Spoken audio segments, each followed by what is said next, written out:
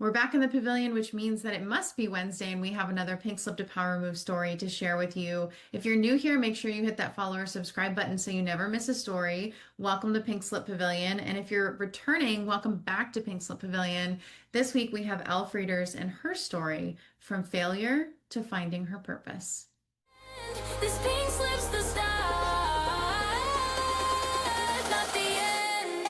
Welcome to Pink Slip Pavilion, Elle. We're so excited to have you here in the pavilion with us today. Thanks for having me. Yeah, so we have to start with the most important question, the qualifying question. Have you ever gotten a pink slip? Yeah, it was about 4 years ago. I had just started, it was my first job out of college. So it was, the big grown-up job. And about 6 months in, they decided to let me go. And it was a shock. Okay, well, let's talk about it. For what you're comfortable sharing, of course, but set the scene. What was kind of going off? You mentioned, first job out of college. Set the scene for us. What was going on in life and what was that job like for you?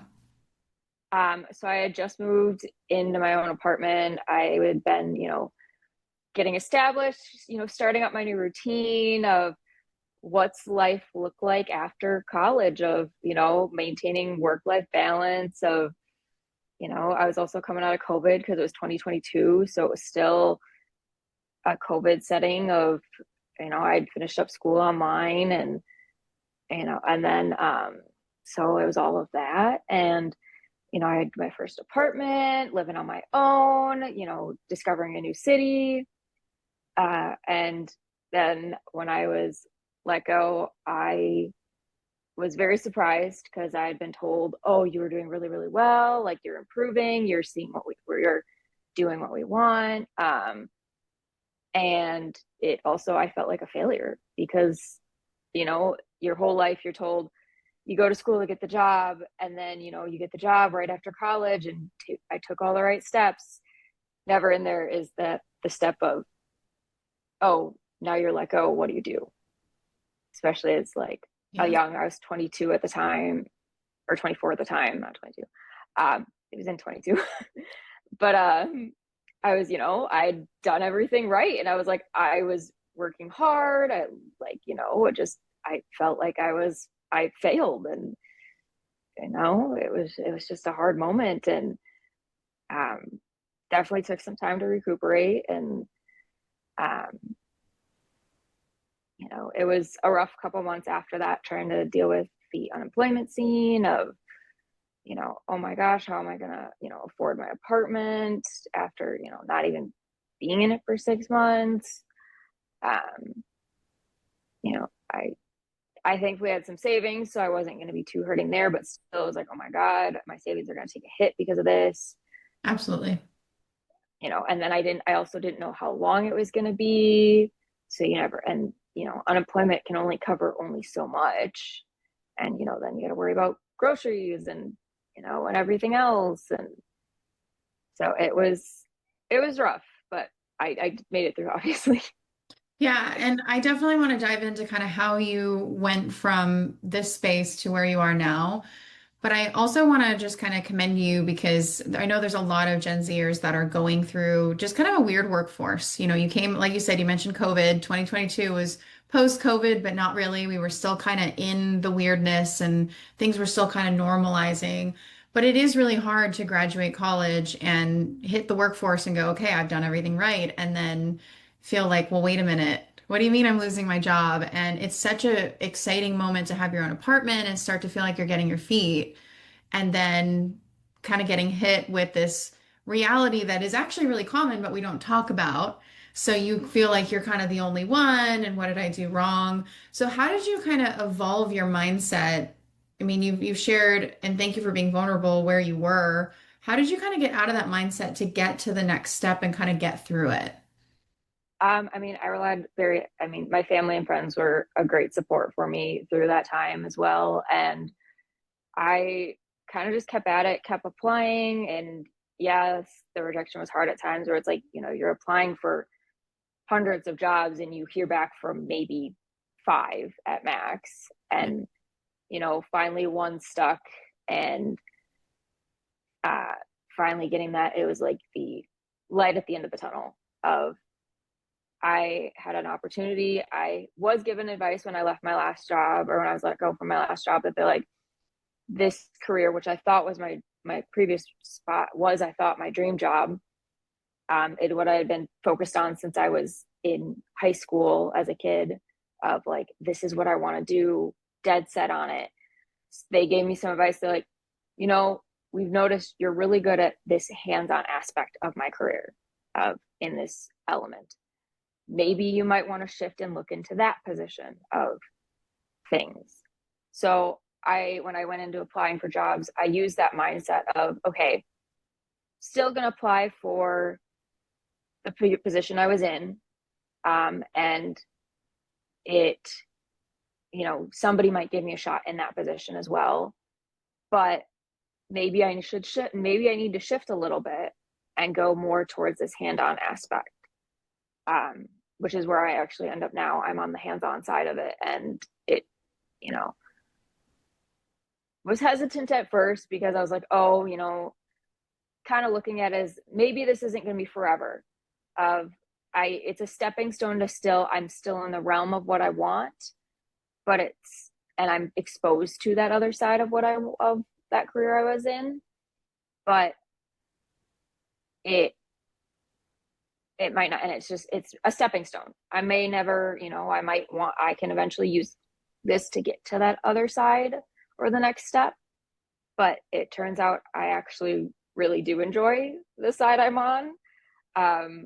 I have been given the opportunity to go to that other side, and it's definitely more of a introverted position versus mine is currently more extroverted, and I enjoy it. I'm still getting to help people, and it's in the health career field, so I'm still getting to help people, but I get to be moving around. I get to be more active. I get to be communicating with others, problem solving with others, which are all skills and things that I had and use.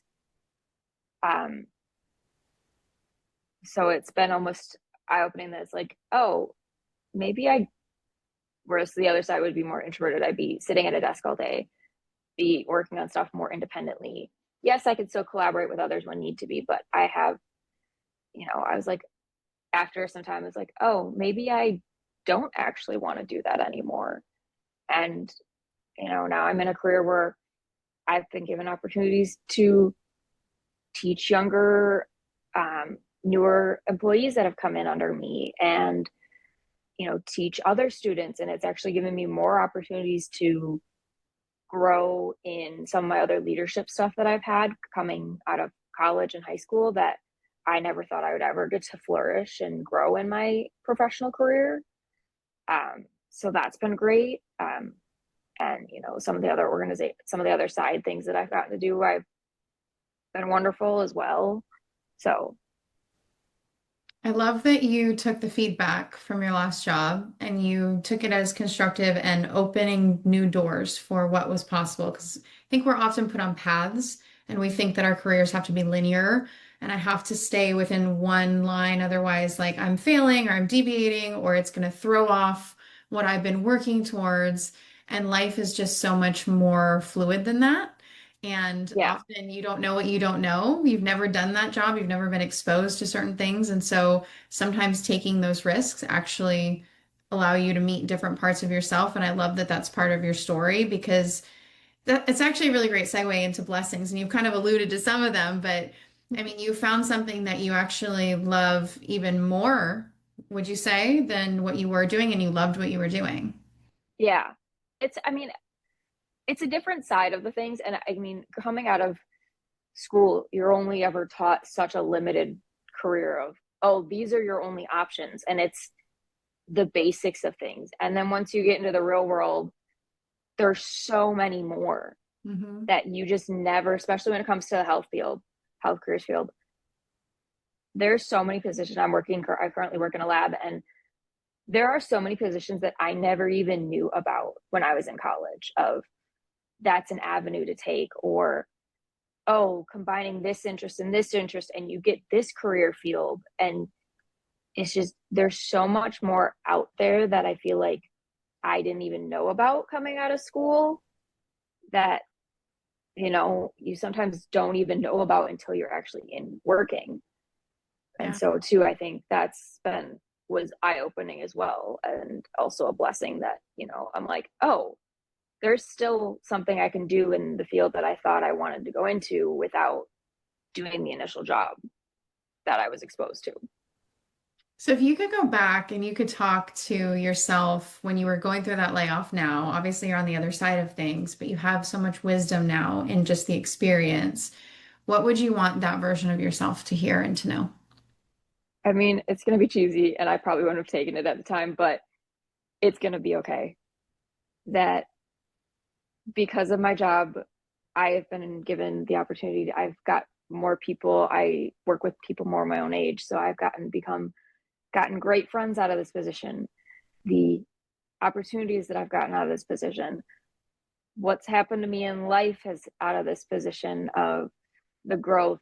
I mean, the things that have happened just in the past week of life things that have happened. If you had told that girl 4 years ago, you just bought a home with by yourself based on because of this career change, I do not see that happening in my other position. I mean, who knows if it would have happened, but I see it as, oh my goodness, like I would never have believed that like 4 years ago if you said, yeah, no, you're going to be doing this and you're going to have this opportunity and you and your friends are going to be doing this. And it was, it's the joy that I have on even just the personal side of things is so much better than what has come out of some of even just the job itself.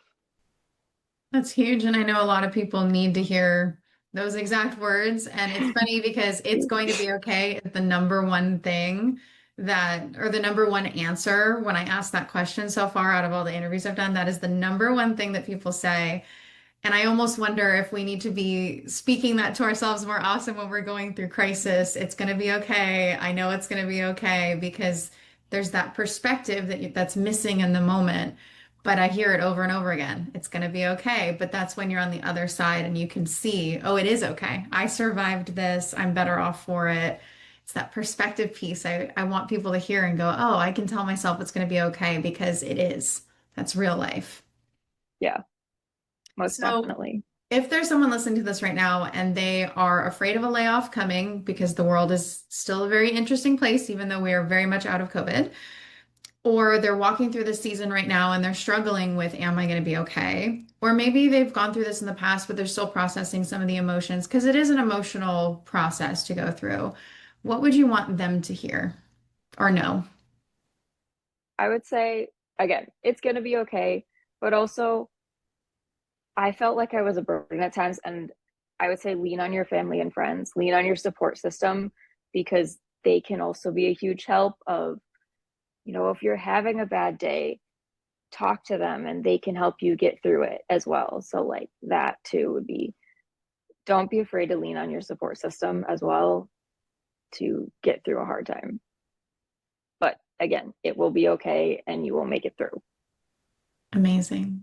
Well, thank you so much, Al, for joining us in the pavilion. I Yeah, know thank that this is you. going to help somebody out there, and I just appreciate you being willing to be vulnerable and share your story and help somebody who's going through this season or may encounter this season down the road. And hopefully, we'll see you again soon. Yeah, thanks for having me. If you are at the beginning of your career and you're feeling discouraged by a current layoff, a fear of a layoff, or maybe you've overcome a layoff early in your career, I hope that Elle's story will make an impact on you and help you understand that there can be so many doors opened through just the shakeup of our lives sometimes. Sometimes we just don't know what's out there until we're forced to find out. And that is why I share these stories. I have these conversations with people who have come out the other side of their layoffs, better off for it. That can be your story too. The difference is making the choice to grow through it, to trust the process, and to know that it will indeed be okay. If you want to connect with Elle, please reach out to her. All of her contact information will be in the description of this episode. And we'll be back next Wednesday with another layoff story because we are on a mission to prove to you that your pink slip is just a power move in disguise. I'll see you next week. This pink slips